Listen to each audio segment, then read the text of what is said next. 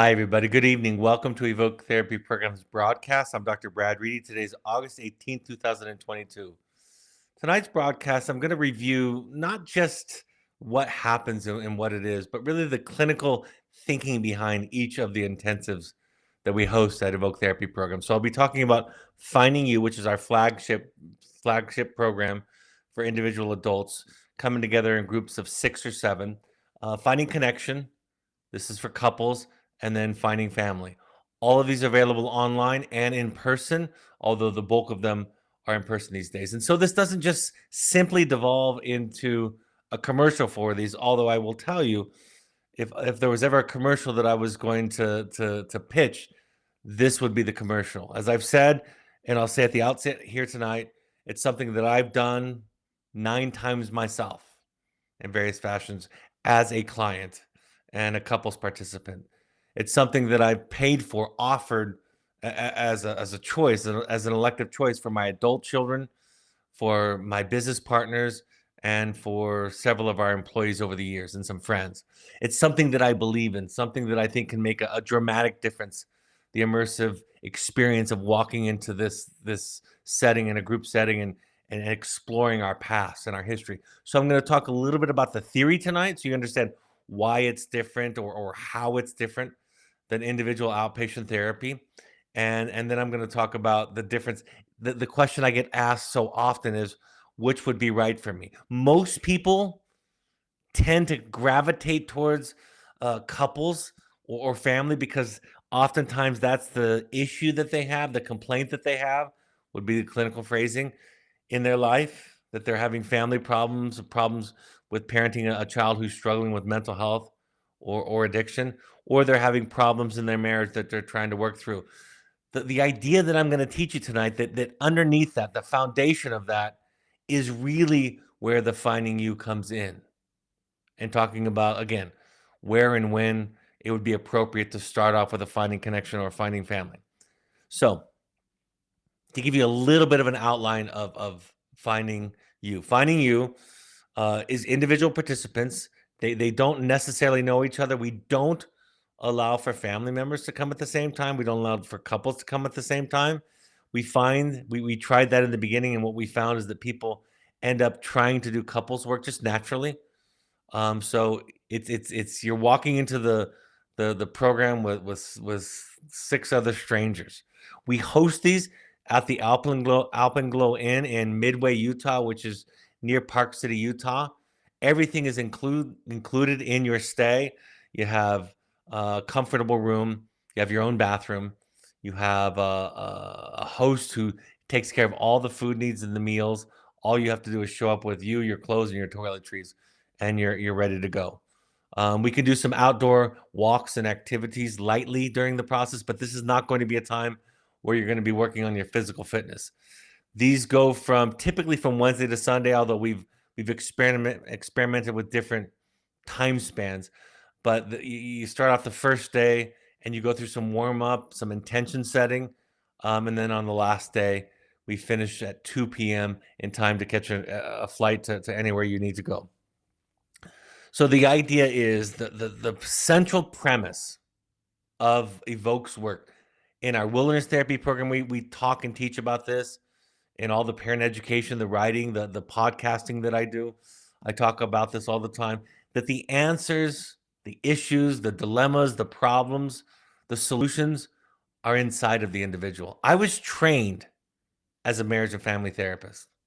And there was the marriage and family therapy movement came out of a couple of places, but one thing that all of the founders of the field shared was this idea that our problems and our issues show up in our relationships, therefore we must treat them in relationship. It seemed like a logical idea.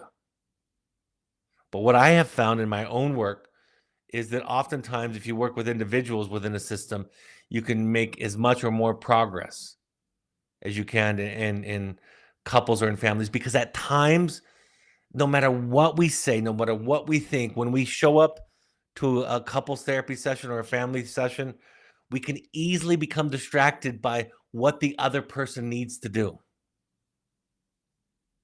So even when we do our Finding Connection and Finding Family, I'm going to talk about that a little bit later, we still do a good deal of individual work and family of origin work looking to the past. If people ask like who's appropriate for this, I talk about it in two ways. If you have experience in therapy, this is a therapy accelerator. When I attended my first intensive, actually I attended one many years ago in a group setting with some family members.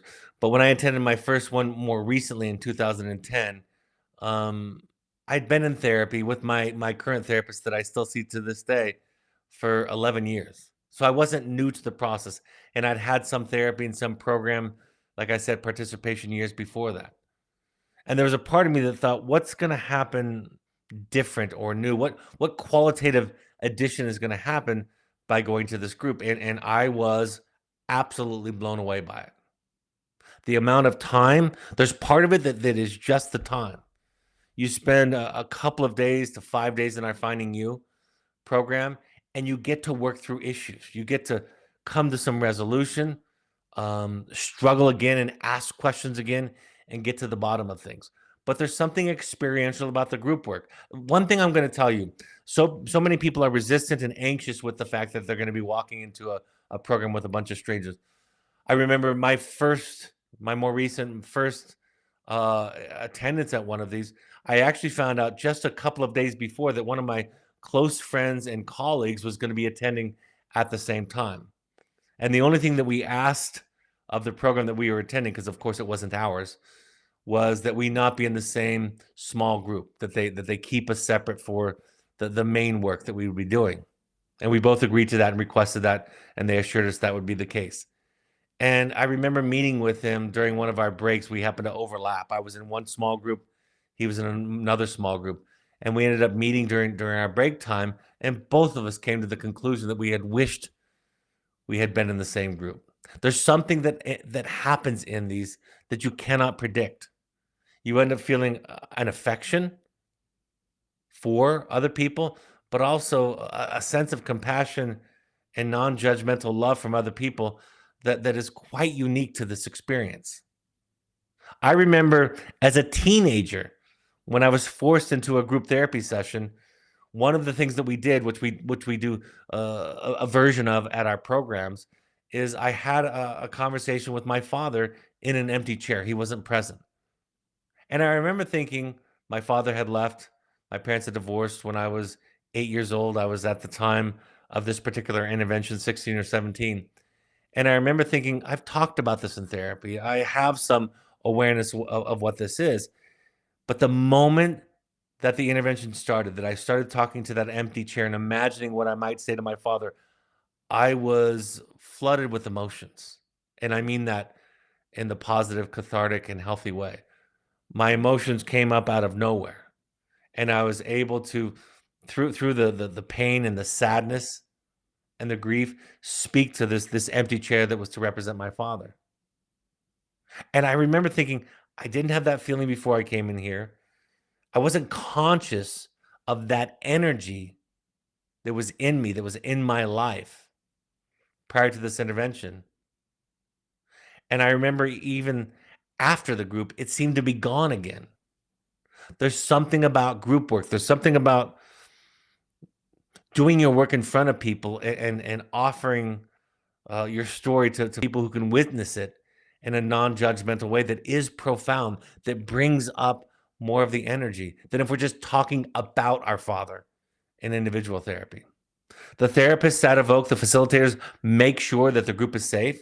We set the container the first day and talk about some guidelines that we will be enforcing and asking the group if there are any other guidelines that they want us to be enforcing so that everybody feels safe. And that container, that safety, starts to be part of the intervention right at the outset. For example, we talk about not offering advice. We talk about not using humor to distract, or whatever the group and the therapist come up with together. And as you start to set those guidelines, you start to realize that those become a template for the rest of your life. Dr. Jamie Gill, in her most recent book that's been out for just about a week, said that psychotherapy is the family that we never had, and the therapist becomes the parent that we never had. We take the experience in the therapeutic session and the therapeutic experience, and we start to see how it applies to our life outside of therapy. So you're doing group work, you're sharing in front of people. This is something that is underrated, and participants will tell you this, that you get as much out of watching somebody else do their work as you do out of your own work. I think about that as a psychotherapist all the time. That so much of um, my work teaches me, reminds me of the work that I do with other people, reminds me of the work that I need to do with myself. It's easy to see it in myself, to see how I can relate to the other folks in there. So finding you, we bring it together, we set the frame, and then the first half of it is doing your family of origin work in role plays. We call it psychodrama. But I want to make one thing very clear. There are other programs like ours that use psychodrama, role playing, empty chair, like the experience I just shared about my own father. Many programs do that across the country. But I want to make it clear that Evoke Therapy Programs is not a psychodrama program. We are an attachment based program that uses psychodrama as a part of it. And so, what that means is that we meet you where you're at. We don't ask you to trust the process. For example, that was something early on in my career that I heard therapists say over and over again. In fact, I used it at times. But really, we say if you don't trust the process, if you're skeptical, if you're anxious, if you're reluctant or resistant to the process, there's some wisdom in that energy too. And so as an attachment-based program, we meet you where you're at, and if you come with some resistance, we're going to get curious about your resistance. If you don't trust the process, you probably have a good reason for not trusting the process.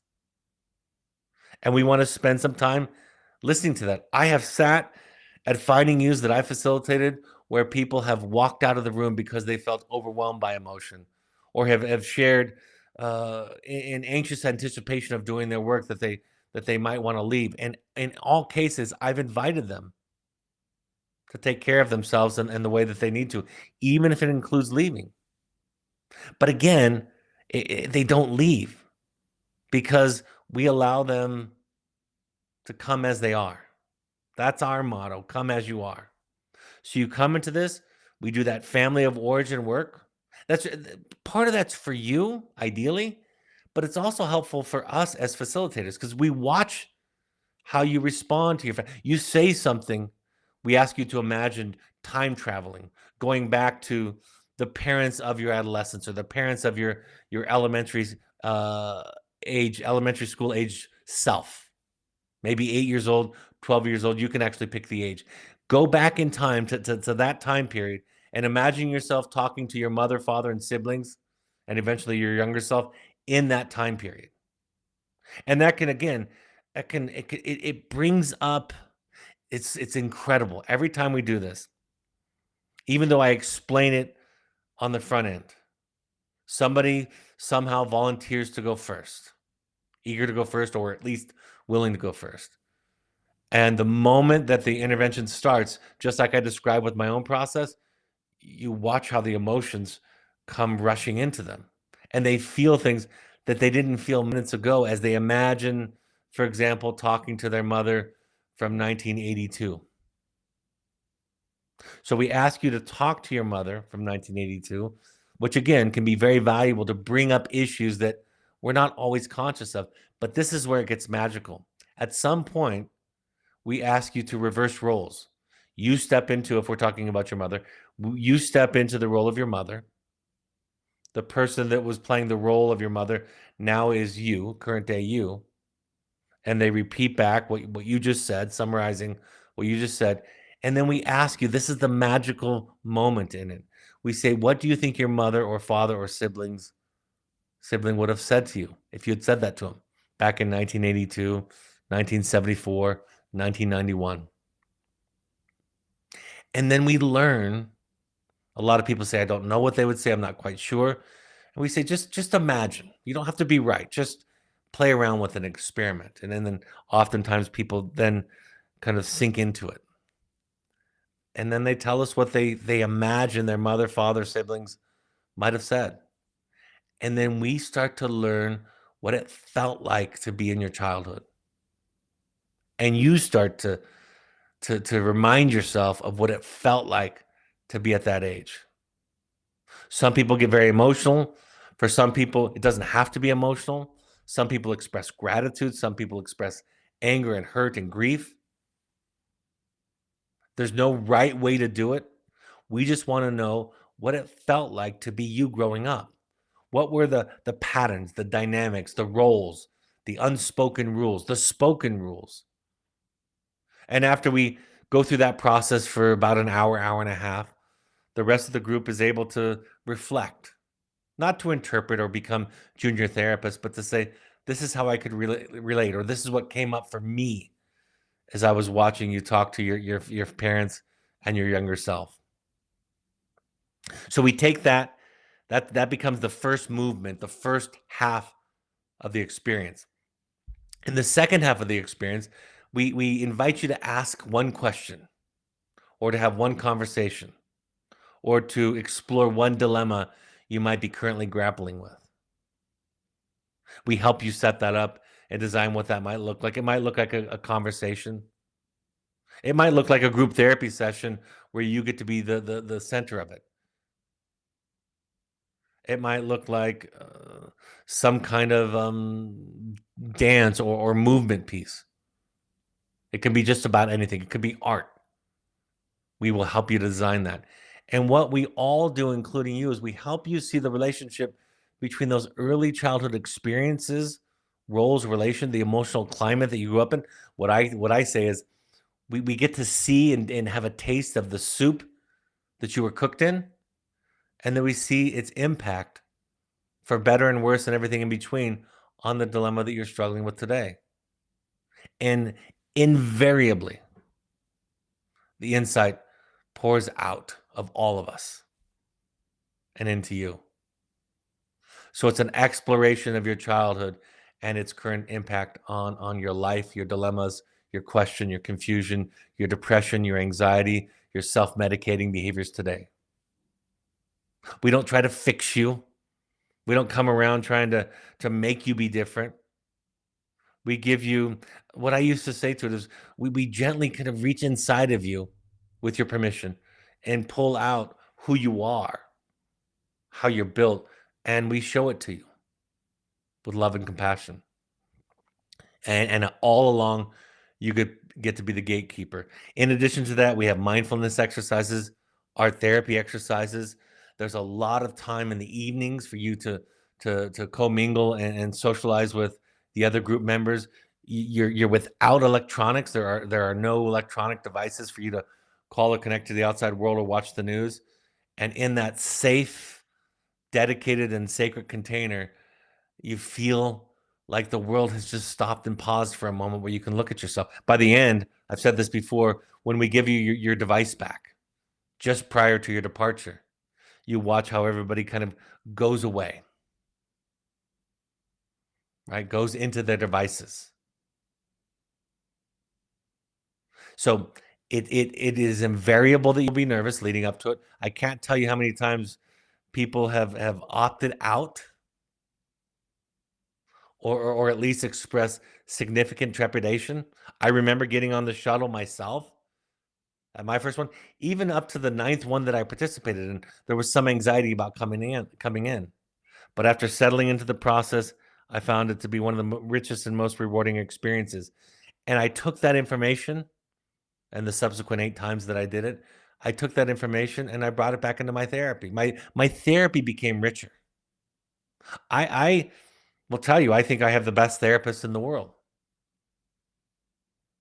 And yet, something about the design of this kind of a program, this immersive experiential program, brought things to the surface that I had an intellectual understanding of, but became more visceral and embodied in me. You've heard me quote this before. In my opinion, one of the most important quotes in self-help literature and psychological, and some of the things that I've read. In the drama of The Gifted Child, The Search for the True Self, Dr. Alice Miller states, experience has taught us that we have only one enduring weapon in our struggle against mental illness. the emotional discovery of the truth about the unique history of our childhood. There's a lot of people that might tell you, just look forward, just, be present focused and look forward. I promise you, if that worked, I would be on board. If I could avoid looking back in my past and dealing with the buried emotions of my past and have depth and meaning and success, I would do it. I would coach it. But there are so many energies at play that we're not conscious of. And a large part of therapy, among other things, is to kind of excavate what is beneath the surface, because that is the energy that's often driving our relationships and causing some of the difficulty, that unexplored, that unexcavated part of ourselves. And we don't go back there and stay stuck and become a victim. Absolutely, on the contrary, we go back and we explore and we feel and we deal so that we're not a victim to it anymore. I love this idea, and it speaks to this next idea, and it speaks to the justification for why finding you is often the perfect place to start, no matter what relationship or what issue you're dealing with. This is pulled out of The Knight in Rusty Armor. It's one of the books that we use in our wilderness therapy program for young people. It's an allegory about self-exploration and self-awareness. And there is this knight who can't remove his armor because his armor symbolizing, of course, his defenses, the way that he shows up in the world and shows himself to the world. He's proud of his armor. It makes him feel impenetrable. It makes him feel not vulnerable. People like to look at him and admire his shiny armor. And as he discovers that he can't remove it anymore, that it's become fixed to him, and his wife starts to complain. In fact, he gets close to starving because he can't even remove the visor that armor has so that he can eat. He recognizes the threat that it's having and the distance that it's creating between he and his wife and he and his son. He goes looking for the magician Merlin in the forest. He's told by somebody to go look for the magician, that the magician can help him. And he meets Merlin, and Merlin tells him that he, through this journey that he has to go through, that he can call upon Merlin at any moment if he needs help or assistance. And in one moment of crisis, the knight looked toward the sky and in a booming voice said, "Merlin, I must talk to you." As he had promised, the magician appeared immediately. He was bare except for his long beard, and he was dripping wet. Apparently, the knight had caught Merlin taking a bath. "Sorry about the intrusion," said the knight, "but this is an emergency. It's all right," interrupted Merlin. Magicians are often inconvenienced. He shook the water from his beard and started. "To answer your question, it is true. You were in the Castle of Silence for a very long time."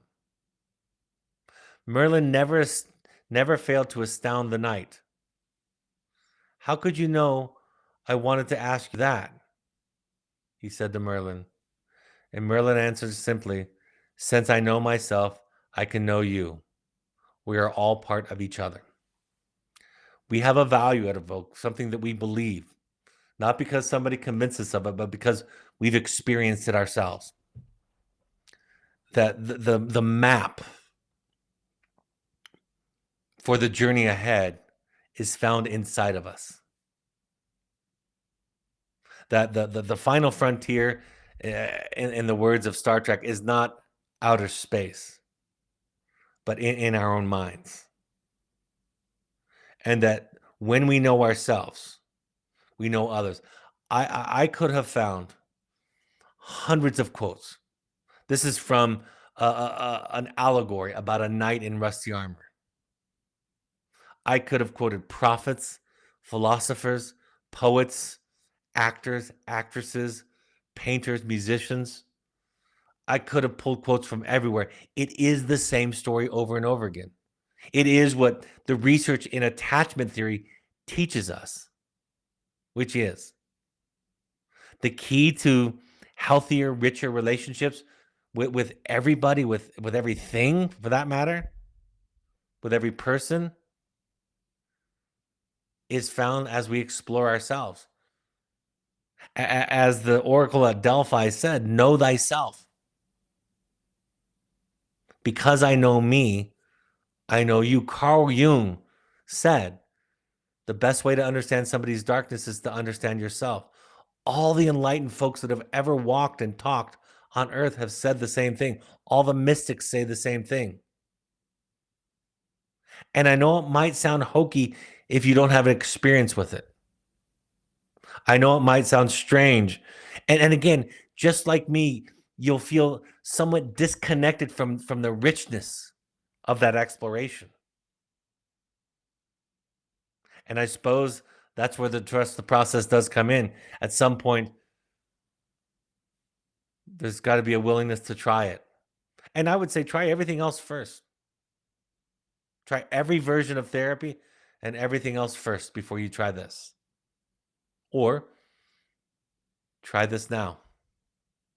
And I think you'll come to the same conclusion that all those folks that I was talking about have discovered, which is the best way to understand somebody else is to know yourself.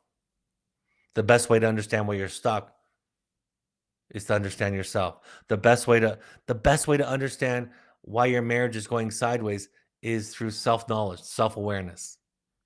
The best way to help you as a parent is to know yourself. And the research on this matter is exhaustive. I wrote this in response to so many people who think that going back to your past was an errand to become a victim.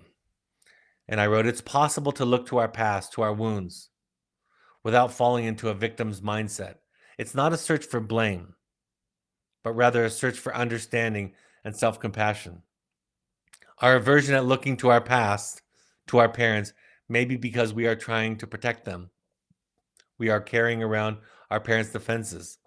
What I mean by that is this.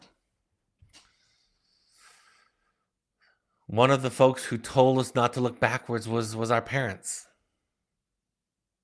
And they were taught it by their parents, and so on and so on and so on.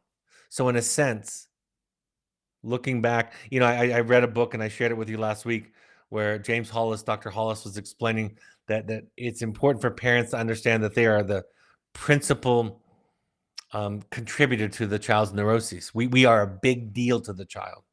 We make a big imprint on our children. Even if we abandon them, we make a big imprint by our abandonment. If we give them up for adoption, which is not to abandon them, but if we give them up for adoption, we still occupy a significant part of their psyche, significant energy inside of their psyche. So anywhere you fall on the continuum as a parent, you make the most significant contribution to the child. So looking back isn't to stay stuck and to blame. It's to grieve, to feel, to explore, and ultimately to let go. The person who does not want to explore their dents and their bruises is the person who stays stuck and ruled by them. Period. Full stop. In contrast, the person who's willing to look back, right? That old idea that those who don't study history are doomed to repeat it. It's true on an individual level also. The finding you and the intensives are immersive, right? You're focused. It lasts for several days, but maybe what makes it most powerful is the experiential nature of it. We know in the human brain that memories are stored in something called cell assemblies. This conglomeration of neurons that are connected to each other that might seem like they're not necessarily related, but they are. What I mean by this is, have you ever had a smell and it reminds you of where you were when you first smelled it? I feel that way about white chocolate and macadamia nut cookies and my wife when I fell in love. Every time I smell those, I remember eating them with her, freshly cooked, during our courtship. Or you hear a song. I can hear a quote from a book that I was listening to and remember exactly where I was in my car. So cell assemblies means that there's more than one way to access our trauma. Our brain doesn't store everything in the verbal coding of our brain. It's stored in our body. We're learning more and more about that. Our memory is not just verbal or oral, for that matter. In fact, a lot of times it's unconscious, it's nonverbal, or in the case of our own lives, it's pre-verbal. There's so much happened before we had the language to give to it. So we involve the whole body, all of the senses. Simple role plays. Set up your family in this room in a way that means something, that's symbolic of who are you close to, who's standing higher than others. Are there alliances? Is there conflict? Is somebody constantly absent? So you can set them on the outside facing away. And then go around and have those conversations I was describing earlier with them. And be ready, because you're going to get access to memories and feelings that you're not conscious of on a day-to-day basis, even if you've been in talk therapy. If you haven't been in therapy, it's a great springboard, great start. I see no difference between people who have been in therapy and people that are new to therapy in terms of the richness that they come away with in the experience. Like I said, something about the group makes a difference too.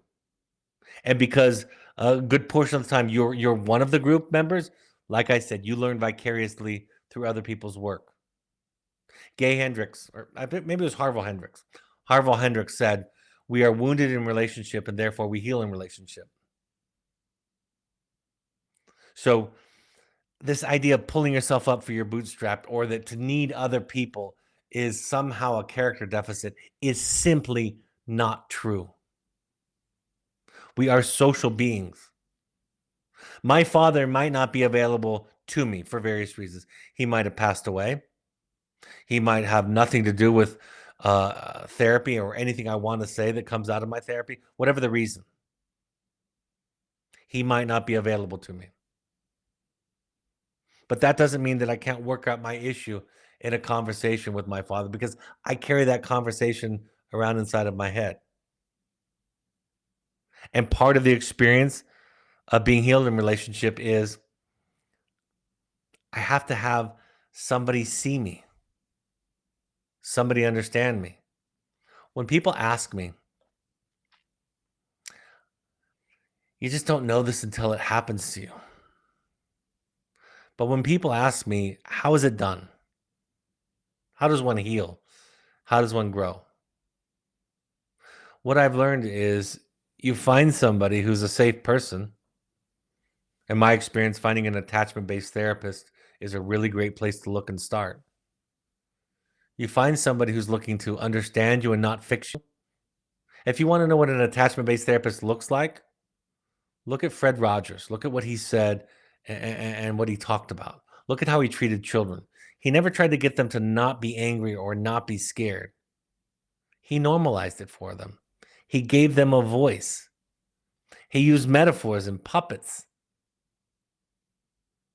to give them a place to set their feelings and have them be held with kindness and patience. I one time heard somebody misquote Fred Rogers.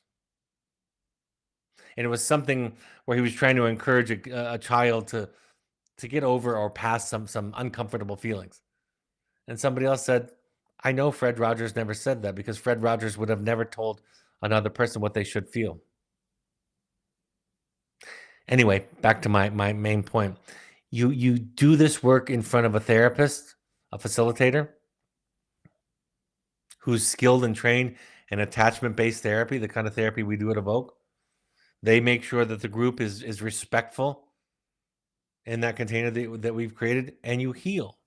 You experience, somebody once told me, I have never felt so much compassion in my entire life, both from others and towards others. You start to contrast with that with the judgment and opinions of your other relationships right away. And you come home and you just want, first of all, you want everybody else to do it because it was so joyful, which is great as a business model.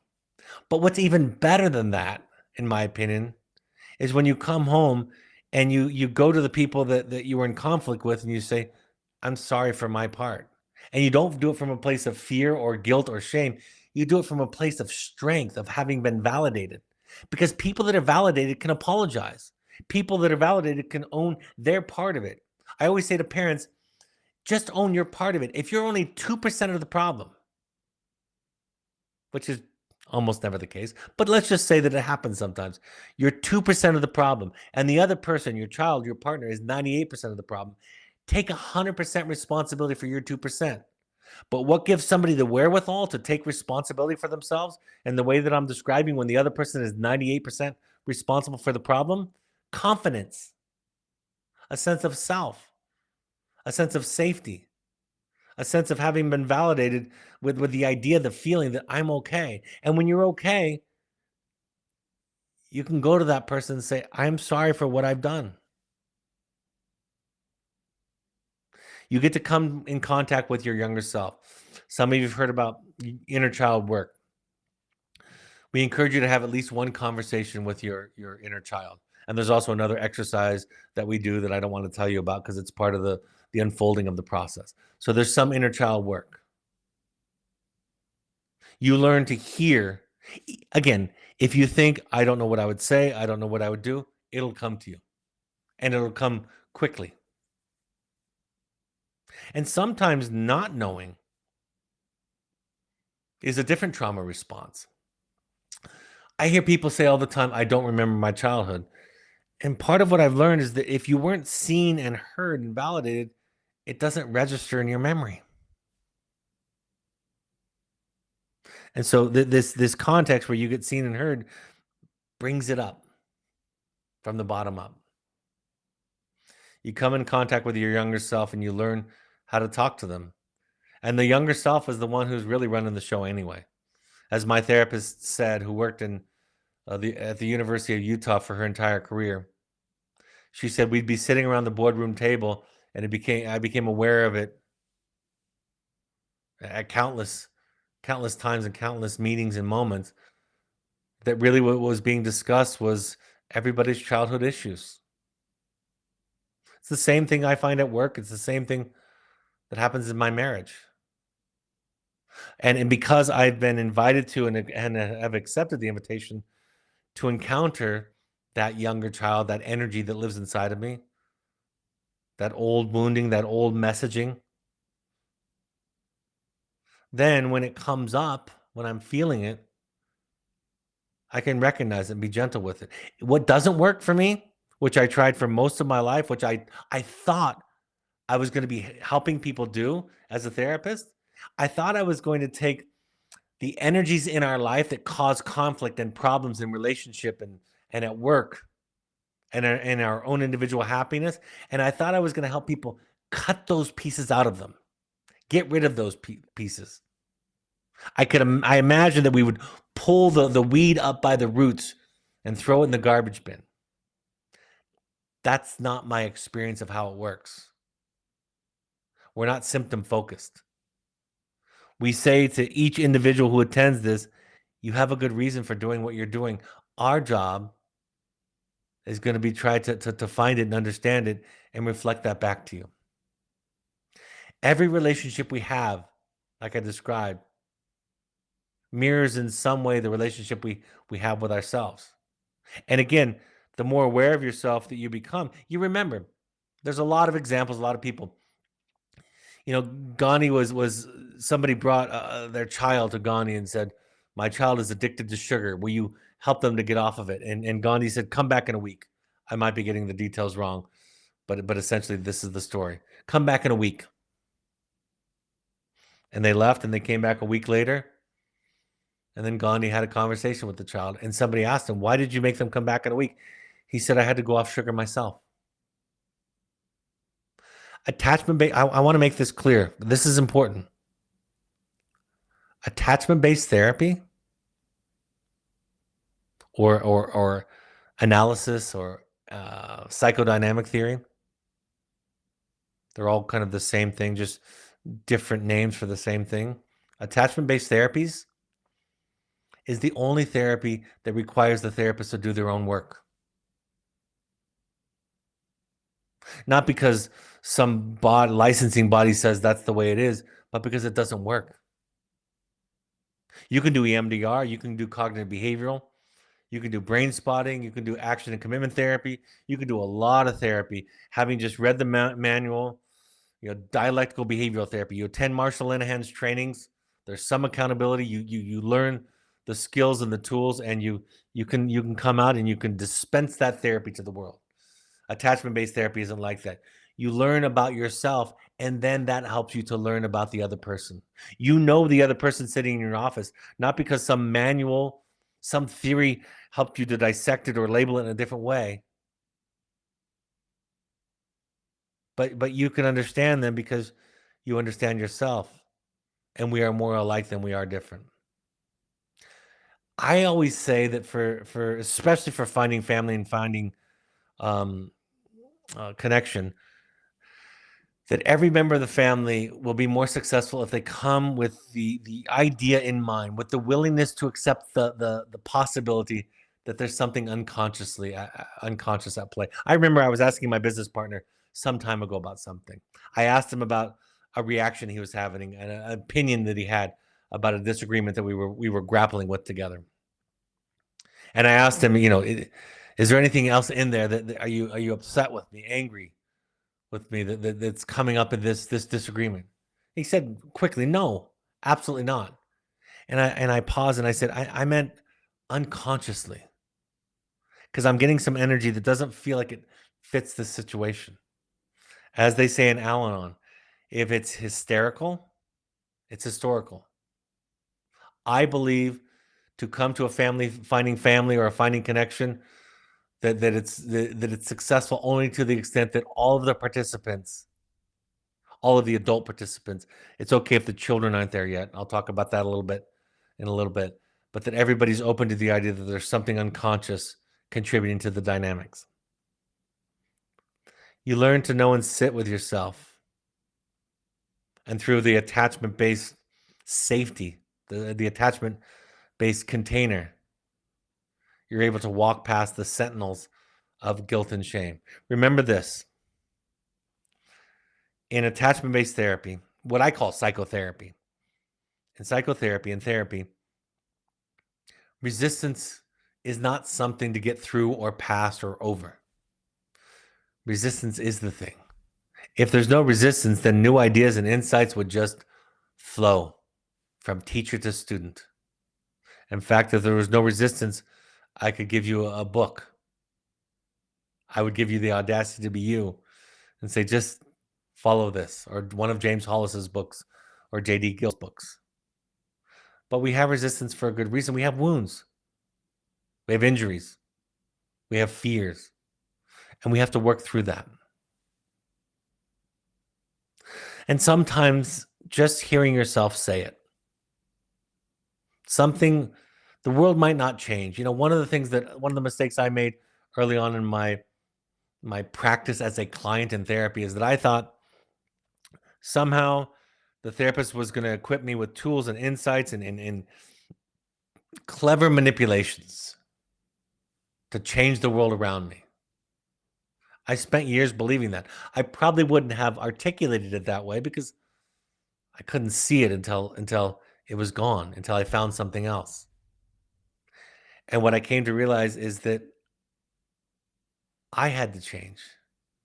And that when I changed, that change would flow from me out to my relationships and the people around me. So sometimes you're practicing something that you're going to say to your partner or your child, and sometimes you're just telling your story and allowing people to witness it, hearing yourself say it. One of my favorite Instagram accounts, Sophia Cycles, she shares quotes from basically Jungian therapist Joseph Campbell, some other philosophers. And I saw this post just this week. She said, traumatized people chronically feel unsafe inside their bodies. The past is alive in the form of a gnawing interior discomfort.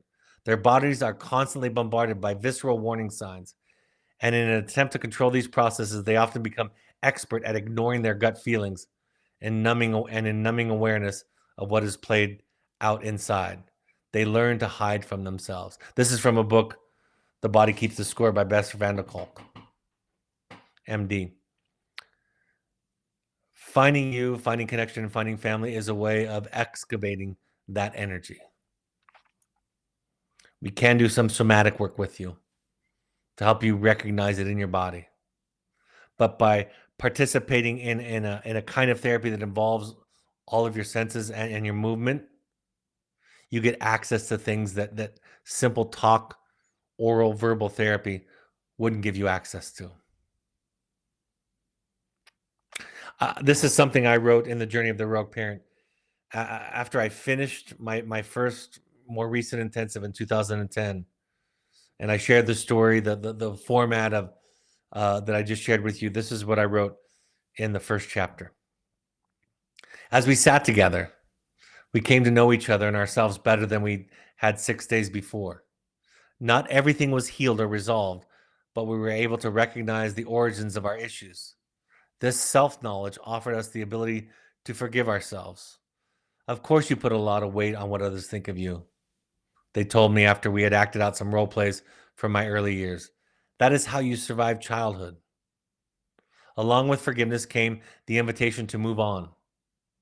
That old context is over, they told me. You don't have to sacrifice yourself and your own needs anymore so that your single mother struggling with depression will be okay. You can still be loved if you take care of yourself, which was really hard for me to accept. Near the end of that final day, when we were working toward the present day work, we call it, as each member presented his or her question, the group leaders set up a quick staging for the role play.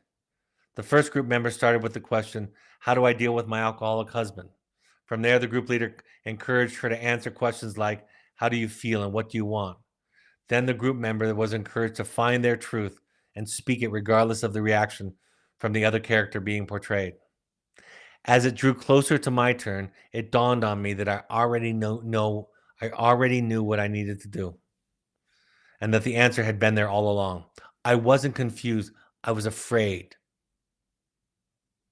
And I confused my not knowing. I confused it because my fear blocked me from even being aware.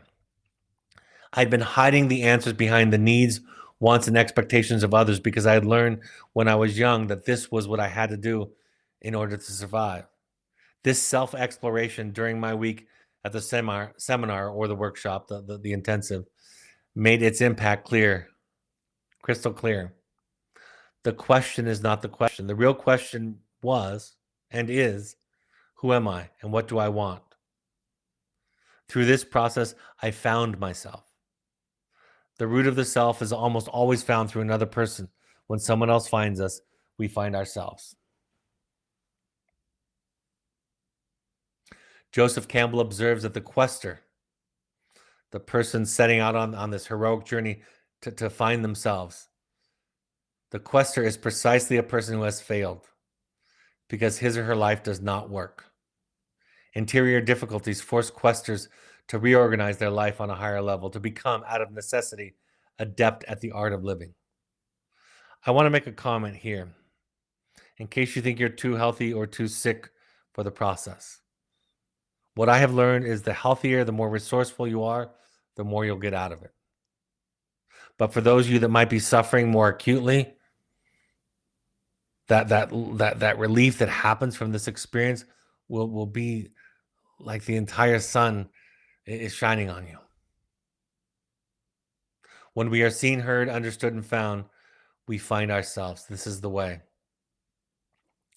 See, the reason that psychotherapy, as it's commonly practiced to give answers and tools and suggestions, doesn't work for long-term healing is because of this quote.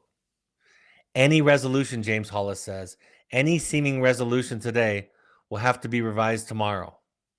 For the psyche is a flowing river, and yesterday's resolution is tomorrow's constriction. I can't tell you what to do with your wife, your husband, your partner, your friends, your boss, your job, your child. I can help you learn to find it in yourself. Learn to find yourself. And from that self-knowledge comes the answer. And it will still be scary. I was just talking about this in an interview this morning I had with somebody. I thought therapy was going to take away all my fear, all of my resistance. So far, it hasn't worked. But what it does do is it provides me with what I call overriding. I learned that I can do it scared. I learned that I can do it through guilt. I learned that I can do it even though it brings up shame, because I've had enough of the new programming, so to speak, to overwrite the old programming. I included this quote because I thought it was helpful for this too. Defensiveness doesn't feel like defensiveness to the one exhibiting it. It feels like they don't understand me. They don't see the whole picture. So the task is to find the other person so they can find themselves. We have to have experience with a compassionate, empathic other. And that is the heart of the magic pixie dust of attachment-based therapy. It's important to know that there's no coming to consciousness without pain. And I borrowed something from David Bowie just to show some breadth and where we can gather this wisdom. David Bowie said, aging is an extraordinary process where you become the person you always should have been. The goal in attachment-based therapy, psychotherapy, is to become who you are. And so the job of attachment-based therapy, with your help, walking side by side along with you, is to help you get rid of all the things that are not you. Awareness and enlightenment is an unlearning. It is a deprogramming. The name Evoke Therapy programs comes from the idea that we pull out of you, we evoke out of you the real self, the authentic self that is buried beneath cultural accretions and ideas and concepts from the zeitgeist from your family of origin. We help you to pull those away and out so that you become who you were before you were told who you should be. Couples intensive, it's tricky. We do a lot of couples intensives. I facilitate them all the time. But it is very easy to get distracted. And we will do, in every couples intensive, if participants allow us, we will do a small version of the finding you process that I was describing. We will ask you to go back into your family of origin and messaging. And again, from that, compassion is evoked in the partner. James Hollis was talking about how he's in his 80s now, and he had decided many years ago that he was going to stop doing couples therapy.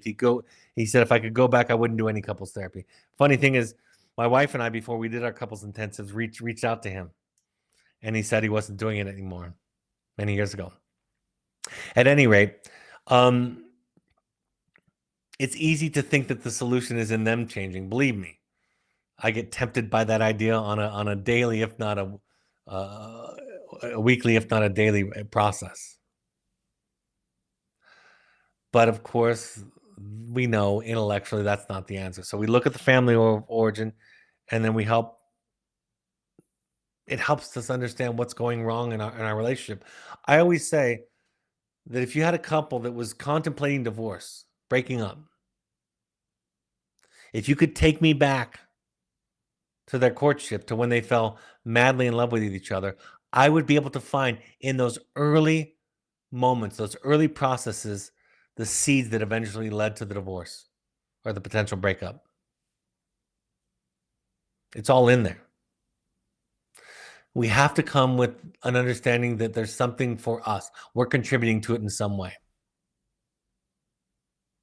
That we can't change the other. That can't be the solution. That is, in essence and definition, although I don't love this word, that's closer to the victim stance than anything, which means it's not my choice. I have no power over it.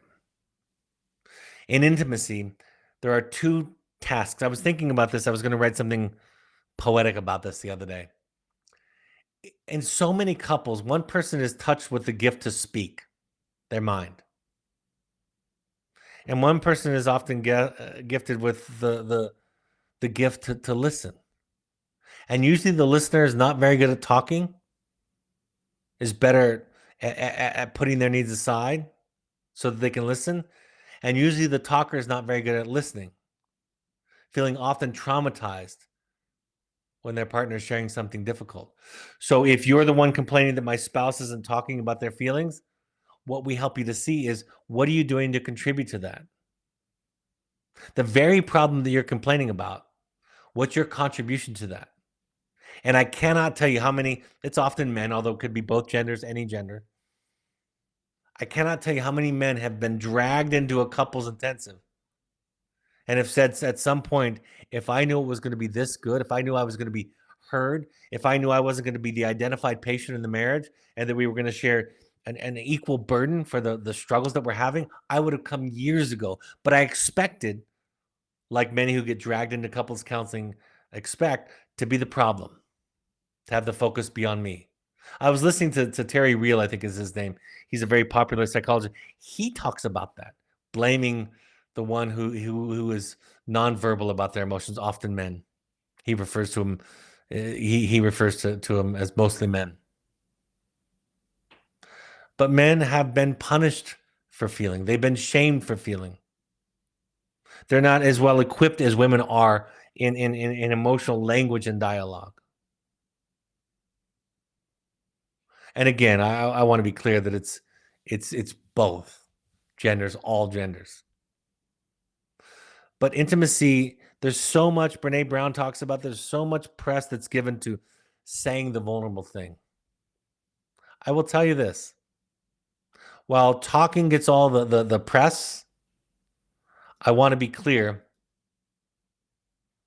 that listening is the harder of the two tasks in intimacy, in my experience. And nobody talks about it. Intimacy is not going to be warm and fuzzy.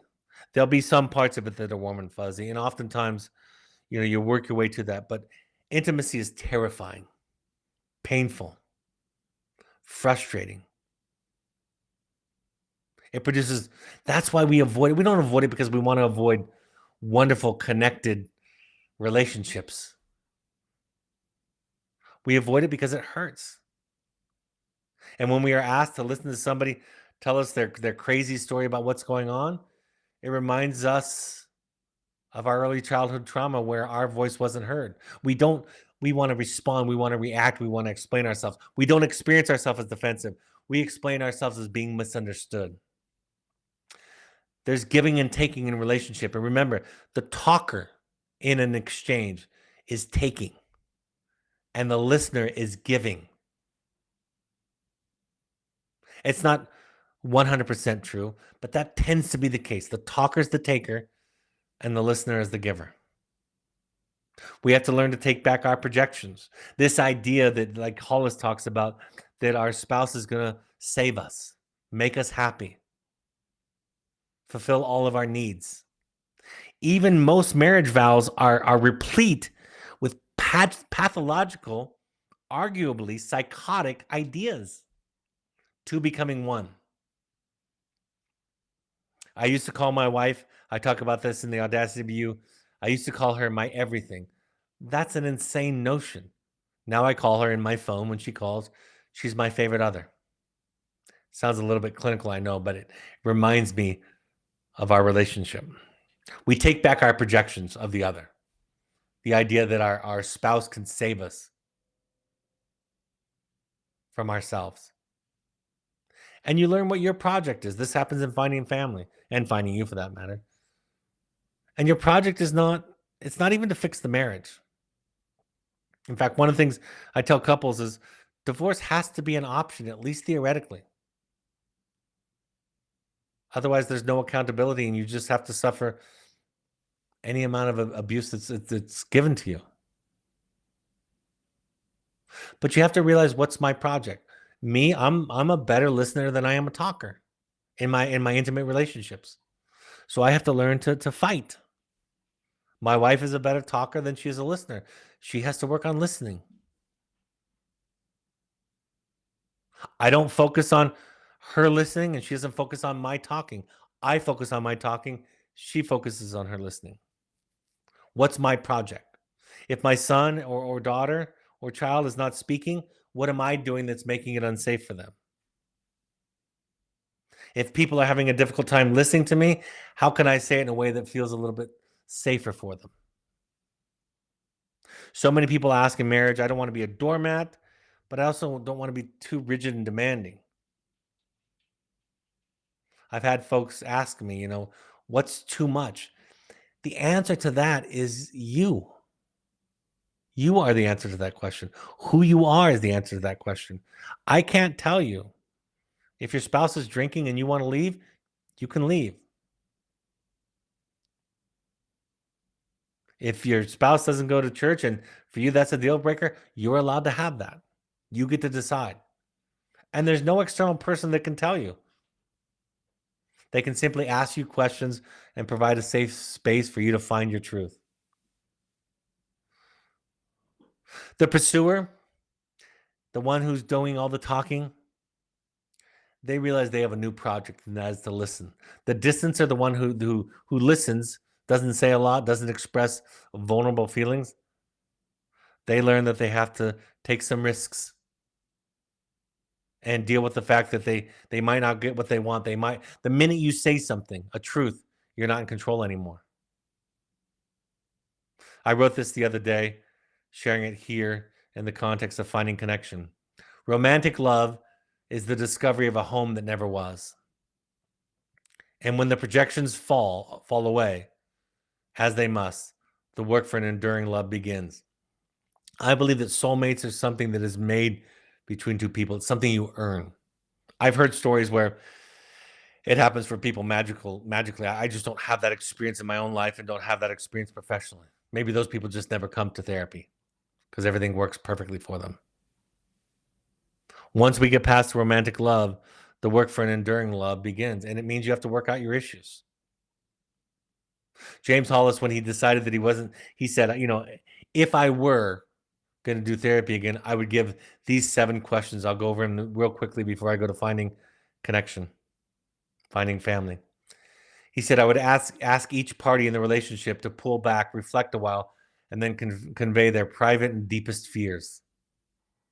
I would ask each person what he or she brings to the table, which they know is annoying and painful to the other, that which has so often provoked discord, conflict, and hurt. Next, I would ask them to identify what they might do to lift some burden off their partner, especially in light of the fact that they have just seen their partner hurting and vulnerable. I would ask each person what their own deepest needs are and how they're going to try to address them rather than their partner. I would then ask each how they might begin being more aware of their deepest needs of their partner. I would ask each person what baggage they think they have brought into the relationship, both positive and negative, that now is present in the contemporary hour. And lastly, I would ask them separately and together what aspects of the implicit contract that brought them together have not actually served them well. When I went to therapy with my business partners many, many years ago, the person facilitating the work, he was both a therapist and a business coach. And he asked all the partners, he said, what is your job in a relationship, in a marriage or in a relationship? And we were all therapists, so we had complex ideas answers that we were very proud of. And he said, what if it was your job to enjoy your partner? What if your job was to enjoy and love your spouse, enjoy and love your partner? How do you think you're doing in that job? And that whole idea just shifted in my mind the responsibility that I have to my wife. What I've written and said about it is I think falling in love with people with an enduring love in somebody is to fall in love with their dilemma. And I'm in love with my wife's dilemma, and she with mine. Finding families. Finding family, we do some family of origin work, and we start with the older members of the family. We do ask the parents that you're going to be on the hot seat just as much as your child. Even though the child is the identified patient, the one displaying the problem, we're going to talk about your stuff, your background first, your contribution to it. We want you to show, I often say that you work through the most resourceful, mature member of the family, which hopefully is the parent. So we're going to do your work first, ask you to be accountable first. We're going to ask you to show your child, not lecture about accountability, but be accountable and do a deep dive into your own work. Folks send their justifiably send their struggling children to our wilderness therapy program. Justifiably so. The children are struggling. And then they hear weekly reports about varying levels of resistance that their child is displaying in our program. And I ask them, go to 12-step meetings.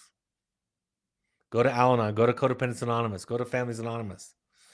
And if you learn nothing else, if you get nothing out of it, you'll know at least one thing. You'll know what it's like to be the client, to be scared and have to walk into a room of strangers and share just a piece of yourself with them, just by your presence. Everybody knows what I'm about to say intuitively. The best invitation for your accountability is when the other party is accountable.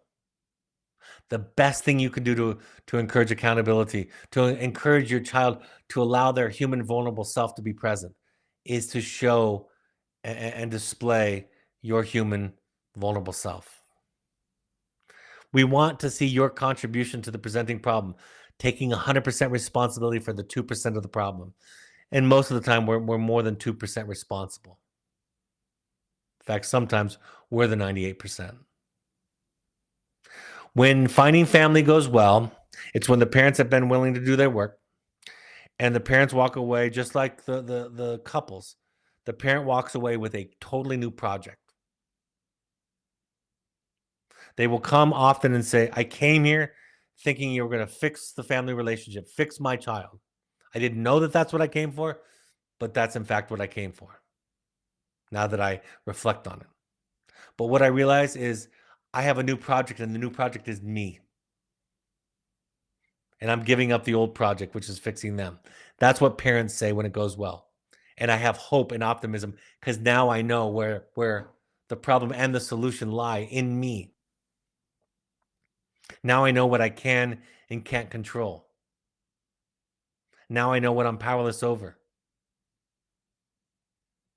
And now I know what I'm empowered to do. What the child will say, and they almost always come with a great deal of reluctance. Children almost always come with a significant amount of resistance. But just like the couples example that I gave you earlier, the most common response from children when we've done our job is they said, I felt heard. I felt heard. This, by the way, gets said about children who have been in treatment programs for a year and a half prior to coming. I felt heard and validated in ways I never have before. And the parents, of course, feel joyous that the child found the experience to be sweet instead of sour. You don't have to be an Evoke Wilderness Therapy client. Approximately half or more are not. Excuse me. You don't have to have any experience with our Wilderness Therapy program. You can come with any level, like I said, of a background in therapy. James Hollis said, as we know, life is a series of passages. In every passage, there is a death of some sort. The death of naivete, the death of a dependency, the death of an understanding of self and world. And after that death, there's often a terrible in-between, sometimes lasting years. He calls it the middle passage. This process, folks, is about unlearning, about deprogramming, about killing old versions of ourselves. And what comes out of that, like a phoenix from the ashes, is an entirely new self, liberated and joyful and focused, not because they've arrived at the end of the journey, but because now they're on the journey. And then they know what the journey is. So I'm a fan. And just like that old hair club commercial, I'm not just the proprietor of this business. I'm a customer. And I'll keep doing this work because it gives my life deeper meaning and joy. And I am more and more free and more available to love others and to be loved. I know I've gone over time and I don't have time for any live questions. So I'll just conclude with The Journey of the Heroic Parent and The Audacity to Be You are available on Amazon and Audible. The next offering of our in-person Finding You is September 7th. Strongly encourage you to consider that. We also have online offerings August 26th and November 11th are our next two offering. If you've come to an intensive and you want to return, I'll be hosting Returning to You October 12th through 16th. Just contact intensives at evoketherapy.com. We have support groups for our wilderness current and alumni families. The next one is August 25th. Once a month, we have an alumni-only meeting. August 23rd is that offering. September 13th is our next offering for our intensive alumni. Contact Malia at evoketherapy.com to find out more. If you want a parent coach, life coach, couples coach, you can contact Evoke at coaching@evoketherapy.com. We have attachment-based therapists trained by us, trained in this model, that can help you with this process and do it virtually no matter where you live. We have pursuits, trips, 3 to 30-day programs that are custom fit for your family, for adults or family. Think therapy light, think sober fun. Like I mentioned earlier, we ask all participants to just try by attending 6 of any combination of these 12-step programs: Al-Anon, CODA, Families Anonymous, or Adult Children. You can also go to refugerecovery.org or NAMI.org for free classes and support in your local community. All of these broadcasts are available on Spotify or your favorite podcast app. Just search Finding You and Evoke Therapy Podcast.